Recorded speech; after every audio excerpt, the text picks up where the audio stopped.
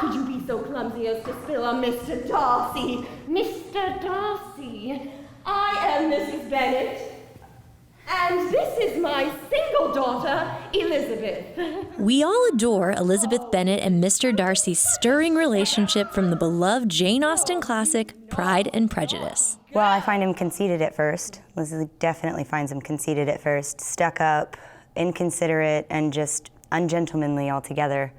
But she can't seem to shake wanting to be around him or, aggravate him, poke at him. Though the romance is familiar, main stage Irving-Las presents a non-traditional production of Pride and Prejudice. Kate Hamill is a New York playwright, and she actually has taken Pride and Prejudice and Sense and Sensibility and adapted them in such a way that a smaller cast can do the show. They remain on stage the entire time. They play all the characters in the show, and they actually tell the story faster than it's ever been told. Leave me out of it. The emphasis in this particular adaptation is the humor. Perhaps this is a case of... The play still follows the Bennet family and their daughters, who must marry well as to inherit their home and support the others. It's just shown as a comedy instead of a drama.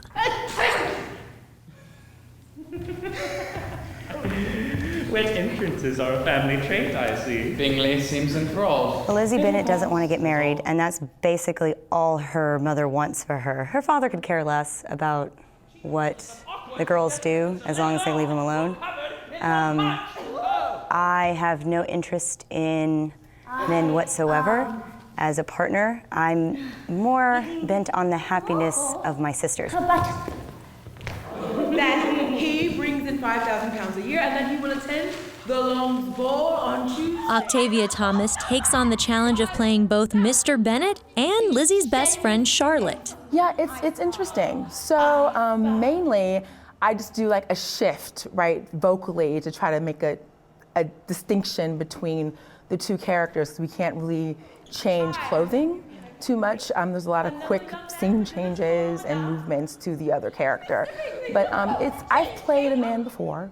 I played a man on Men on Boats at Circle Theater, but I just played that one character the entire time. The difficulty, like you mentioned, is shifting between the two. In addition to having actors play multiple characters, some of different genders, Kate Hamill's adaptation also gives audiences a better understanding of the story. Kate Hamill has a great sense of writing in identifying, going to the original work and saying, this is, I think, what Jane really meant, and saying, I'm going to adapt the dialogue just a little bit. I think it expresses all the feelings you have when you read the novel in a way that makes it a little bit more fun.